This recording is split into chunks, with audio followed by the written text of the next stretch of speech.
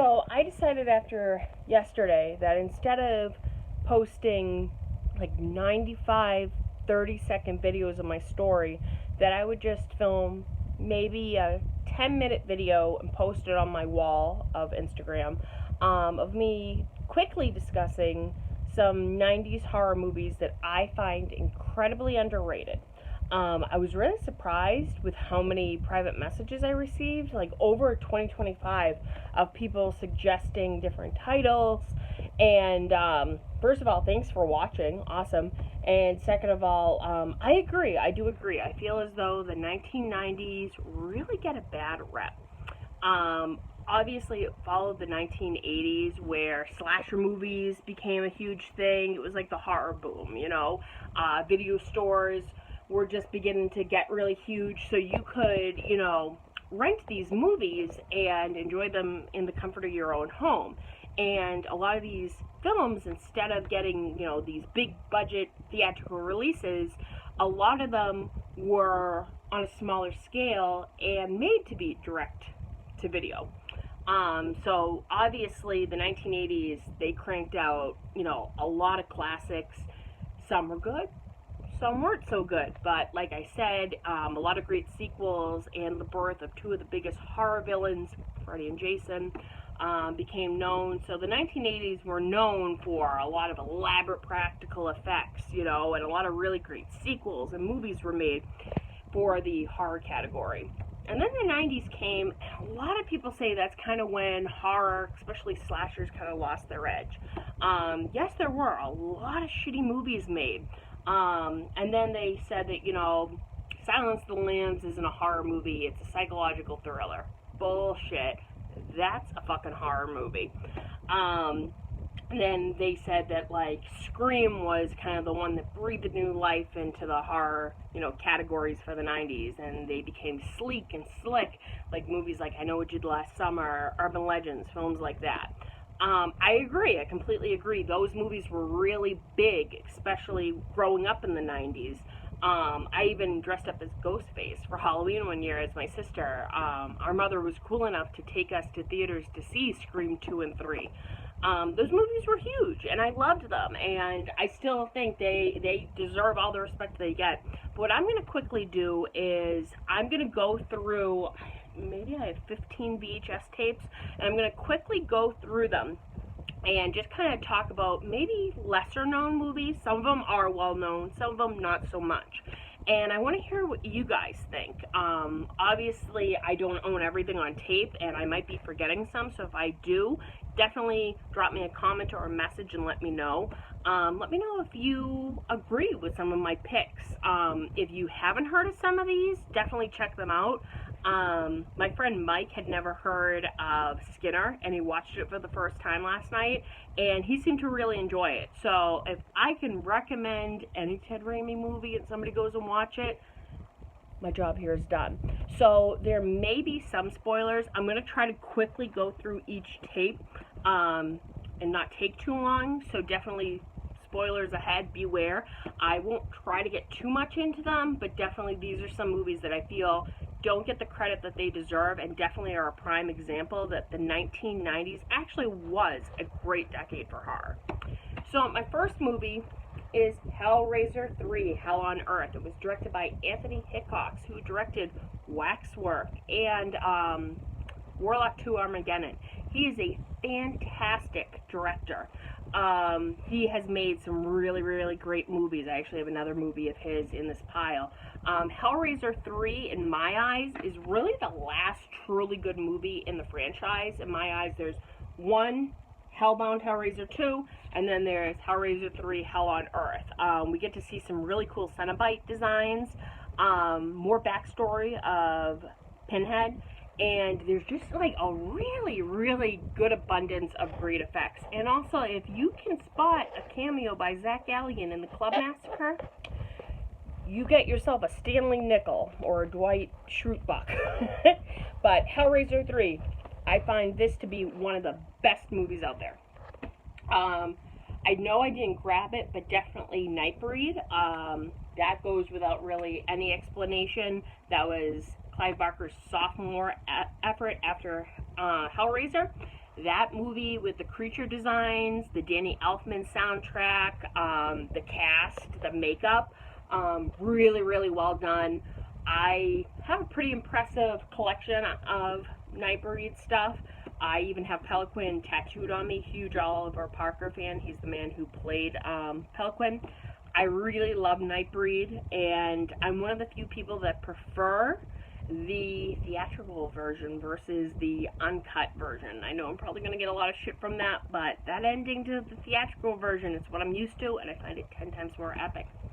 Next movie, Mother's Boys, starring Jamie Lee Curtis. This is kind of a psychological thriller, I would say. It's a suspense movie. It's got a really good cast where Jamie Lee Curtis plays like this crazy bitch who basically abandoned her husband and her 3 sons when they were all babies, and then as soon as her husband becomes engaged to, I think it's his son's principal, she comes back into town and she demands to be part of their life. The book that this is based off of is really, really fucked up.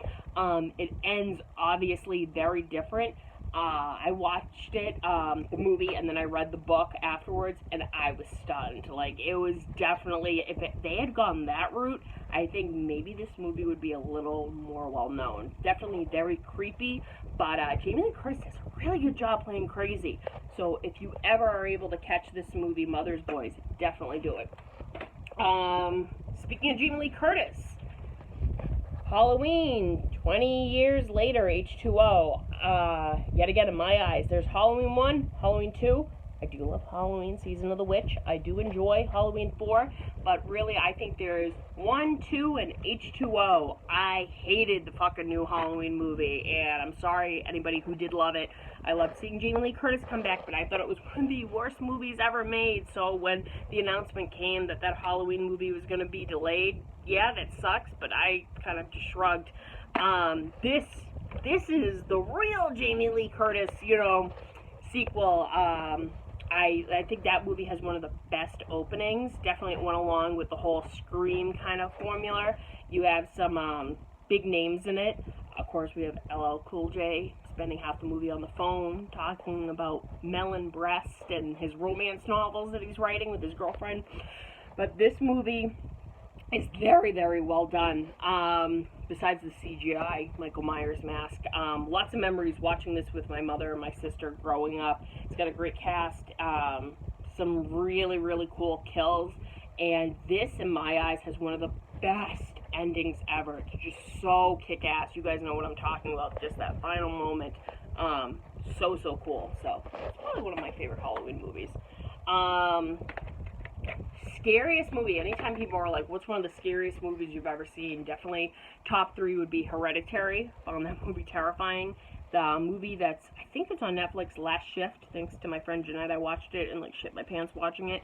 And then When a Stranger Calls Back. Not a big fan of the original When a Stranger Calls, but When a Stranger Calls Back, a lot of people are like, ooh, it's like a Lifetime movie.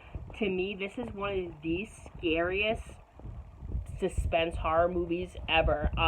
Not going to go into spoilers about it, but it has one of the scariest openings in a horror movie. Maybe it inspired, Kevin Williamson to write Scream. Very, very scary. It has a huge twist that you're like, where the hell did that come from?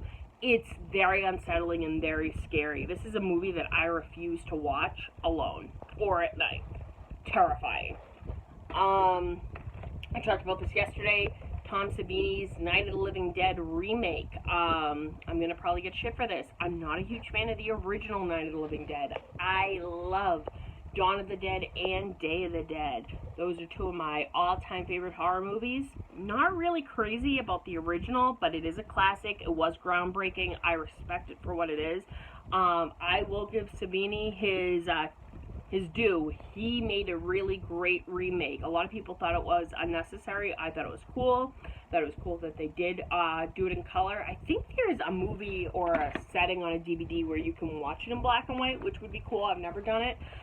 It's got a great cast. Tony Todd, Patricia Tallman, so many great actors, and I liked what they did with the barber character.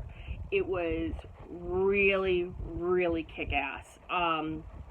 I don't know. I like the subtle little differences. It was very, very well made. This is one of my top favorite remakes, which always gets me. They got the Night of the Living Dead remake right. They got the Dawn of the Dead remake right. They fucking have tried to remake Day of the Dead twice, and both times they sucked. So, I don't know. Slumber Party Massacre 3, that series is a huge guilty pleasure of mine. They're just cheesy, sleazy, movies, but I really like part 3. A lot of people said that it's very mean-spirited. I think it's fun. It's ridiculous. I mean, the killer drags a table to a huge door, like literally just drags it in front of an open door. The girls cannot fucking figure out how to crawl over it or under it to save their fucking lives. Great cast, has some really gory deaths, memorable scenes. It's just a fun slasher movie. I think the whole thing is on YouTube, but the quality isn't very great. But if you're able to pick up the Shout Factory double feature of 2 and 3, definitely get it. I don't know if it's out of print yet. Really great movie. It's kind of like a creepy motive of why the killer is doing all of this, but great movie. Jason Goes to Hell. I get a lot of shit for this. This is my all-time favorite Friday the 13th movie. I love part 3, I love part 4, I love part 2. I love part 5, I love part 1, I love part 6, I love part 7, I love part 8, but I adore Jason Goes to Hell. I liked that they did something different. They had adults fighting Jason. That they did the whole jumping from body to body like in The Hidden. They at least tried something different, The effects from KMB are amazing. I love that John D. LeMay, he's the lead. He's from Friday the 13th, the series, which I'm a huge fan of. He gets into a fist fight with Jason Voorhees and actually is able to punch him a few times in the mask. Pretty cool. Just a really epic, great movie. The uncut version is fucking insane. And everybody, and I know I'm not just talking for myself, that ending, I will never forget watching it as a kid when I rented it. My jaw was on the fucking floor. I'm not a huge Freddy vs. Jason fan. I just wish it would have lived up to the excitement and the awesomeness that last shot left for us.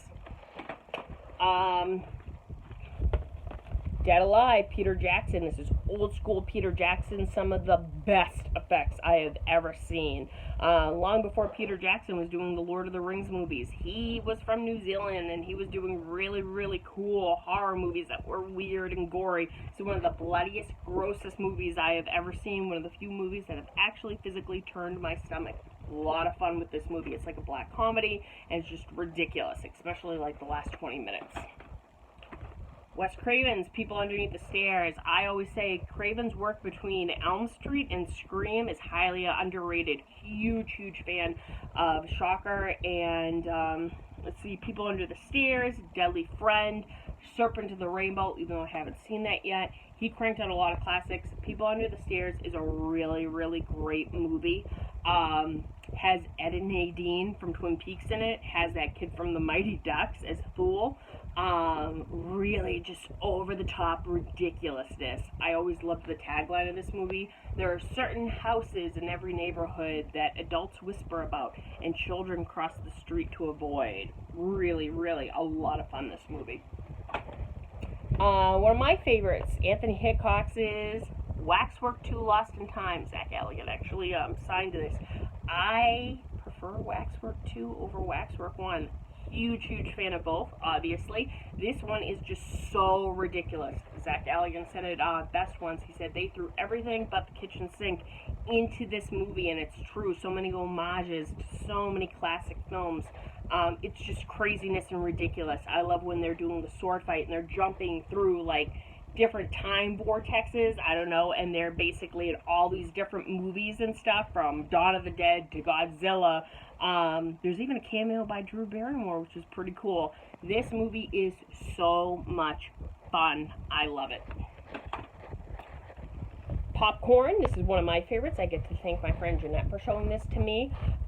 This is a lot of fun. This is a prime example of why the 90s don't get the credit that they deserve. This is a lesser known title.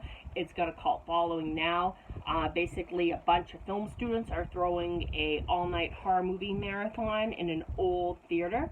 and they have those kind of movies with gags in it, like one where it's a guy who like electrocutes people. They have little like buzzers, like shockers, zappers in the seats. There's a movie about a giant mosquito, so they have a giant mosquito that flies through the audience, and a movie called The Stench, where they have like pellets that they blow into the air ducts that make everything smell terrible. And there is an unseen killer that has the ability to take on the appearance of anybody he or she wants, and they have something to do with something tragic that happened with one of the lead characters many years ago, which the backstory, when you do find it out, it's very unsettling and very creepy, but very well written. It stars Jill Schoelen. She was in When a Stranger Calls Back and one of my favorite slasher movies, The Stepfather. It's got a really great cast. I love the movies within the movies. The kills are really, really cool. Some of the effects are fucking amazing, especially when you see the killer show how they're able to take on the appearance of anybody. Like, amazing. Popcorn is a lot of fun. Here we go. Going on 16 minutes, guys. If you're still watching, God bless you. Wes Craven's New Nightmare. I spoke about this movie yesterday. This is another prime example of Wes Craven's work was just phenomenal, and he is missed. This is one of the stronger entries in the Elm Street franchise. I love 1, 3, 4, and New Nightmare. I love them all, but those are the movies in my mind that kind of exist in their own kind of universe. I love the idea of Freddy not liking that he was killed off and Freddy is dead, and the only way he can find more victims is to cross into the real world. He starts stalking Heather Langenkamp, who played Nancy in the original and part 3. Really, really cool. The effects are amazing. I love Freddy's look in this one, along with his new claw. Just the effects, like her diving underneath the like sheets of the bed, and it turns into like this tunnel to enter her into like Freddy's realm. Her son, who's the same kid from Pet Sematary, being dragged into a casket, and it almost looks like this never-ending like tunnel of like that silk that's inside caskets. There's a lot of homages to the original film, obviously, and I loved the scene recently, late John Saxton, where Heather Langenkamp notices that things are changing outside of her like Hollywood mansion, that slowly the house turns into the original Elm Street house with the blue door, which I like that they did.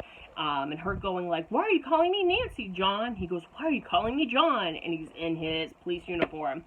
Really, really cool. This is a great movie. Probably one of my favorites. Really, really well done. Amityville, 1992. It's About Time. Amityville, I always mix it up. The New Generation. These are two really fun sequels, especially Amityville 1992. Everybody who follows me or knows me knows this is one of my all-time favorite horror movies. K&B did the effects. It has a really great cast. Really great storyline and cool twist to it. This isn't one of your run-of-the-mill stupid sequels. This is part 6 in the series. This is part 7. I really loved how they realized that they couldn't keep telling the same story in the Amityville house, so they use objects from the house that have been sold at a yard sale. This one is a clock. This one is a mirror. Both movies are really well done, but I cannot recommend Amityville 1992 enough. This movie has a hell of a twist. Really, really well written and a lot of fun. Features our blog mascot, Damon Martin, Chip. This is streaming this movie actually on Shudder, so definitely check it out. Ted Raimi's Skinner. I love that my friend Mike went to go check it out. It's streaming on Amazon Prime. It is very, very well written. I am a huge Ted Raimi fan. I actually have this image tattooed on me. It stars Tracy Lords, Ricky Lake, Ted Raimi, where he plays this kind of like nerdy but adorable drifter named Dennis Skinner, and he has a secret. He's actually a psychopath that stalks and skins prostitutes and then wears their skin, like Buffalo Bill in Silence of the Lambs. K&B did the effects. Really, really gross, gritty movie. A movie that I don't think would be able to be made today. There are some really offensive moments. It is very gross, but Ted looks adorable in it, and I love the whole storyline of the mysterious Tracy Lords, who wears a big hat and half of her face covered by her beautiful blonde hair. trying to find Dennis Skinner and stop him once and for all. A really beautiful Blu-ray just got released off this. A lot of fun. One of my all-time favorite movies from the 1990s. Huge fan of that writer. Speaking of Ted Raimi, Candyman, which there is a remake coming out soon. A spiritual sequel, actually, which I already have some theories of what that movie is going to be about, but we will save that for another time. This movie is very important, especially for the African American audience. They finally got to have their own kind of boogeyman, and it's so heartbreaking, the Candyman storyline. I see this movie as a love story, honestly, between him, Tony Todd, and Virginia Madsen. It has some of the most beautifully filmed scenes. The cinematography is gorgeous. This is actually a really scary movie. Ted Raimi has a cameo in the opening, which is amazing. The score is one of my all-time favorite scores. I love part 2, Farewell to the Flesh. I've never seen 3. Which I heard, but I'm really excited for this, I don't want to call it a remake, but spiritual sequel, because if it's what I think it's about, I'm really excited. Candyman is one of the best horror movies to come out of the 1990s. Highly recommend. Ooh, Jesus. Class of 1999, starring Bradley Gregg, who plays Philip, the kid who's like the puppet in Dream Warriors. This is a great sci-fi action horror movie. It's a kind of loose sequel to Class of 1984, where the teachers are robots, and it takes place kind of in the future, and how the robot teachers are crazy and killing students. It's a lot of fun, definitely cheesy, but a lot of fun. They actually just came out with this on Blu-ray not too long ago. This is one of my favorites to watch, oddly, in October. Stephen King's Graveyard Shift. Look at that, still in the cellophane. Right after Pet Sematary came out, Stephen King wanted more adaptations of his films made up in Maine to kind of bring, like, you know, the Los Angeles Hollywood scene up to that part of the country, which I really respect. So they filmed Graveyard Shift right after they filmed Pet Sematary. This has a great cast. Really cool effects, and based off one of the best short stories of Stephen King. I believe it's in Night Shift. This was actually on TV yesterday, and I rewatched it. This is a movie that I love talking about with friends of mine because I am such a big Stephen King fan. This is one of the more enjoyable, over-the-top movies of his. A character has a very thick Maine accent, so if you ever see me posting about this movie and writing "show's over," that's my Maine accent, I'm talking about this.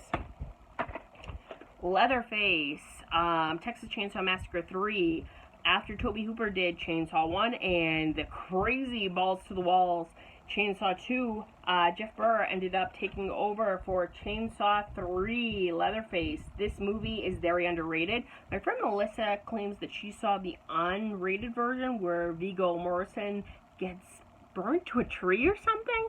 I have searched high and low for the unrated version and I cannot find it. This was a movie that I remember watching and being like, this is insane. The effects are so gross and it's just so cool. I love the scene of Leatherface using the speak and spell, and when it comes up with a face, he keeps writing F-O-O-D, food.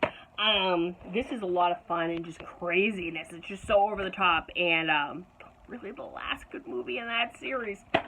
I meant to bring in Scream, but that's such an obvious one. That movie's just so awesome. I love Scream too. Great memories of seeing this in theaters. This is actually my favorite in the whole series. I think that opening with Jada Pinkett Smith is fucking kick-ass. I think it's ridiculous who the killers are. They do some shocking shit in that sequel. I love the college setting. This is a lot of fun, this movie. Much better than Part 3. Loved Part 4. I'm excited for Part 5. But Scream 2, I still have an original theatrical poster of it. Huge fan of that one. Stephen King's The Mangler, another great, crazy adaptation of one of his short stories. It's so over the top. It has Ted Levine, who played Buffalo Bill. It has Robert Englund. It's just so gory and ridiculous. One of my all-time favorites. And last but not least, Arachnophobia. Great cast. Jeff Daniels, John Goodman, Julian Sands. If you are fucking afraid of spiders, this is the movie to watch. It's just so much fun and so gross. I'm sure I left out a ton, but if I can think of any more, I will definitely let you guys know. If you can think of any, please let me know. Sorry I went so fast. This video is long enough as it is. If I maybe introduced you to a film you had never heard of before and want to check it out, definitely private message me. I will try to figure out if it's streaming anywhere. These are all movies I would not bring up unless I enjoyed watching them.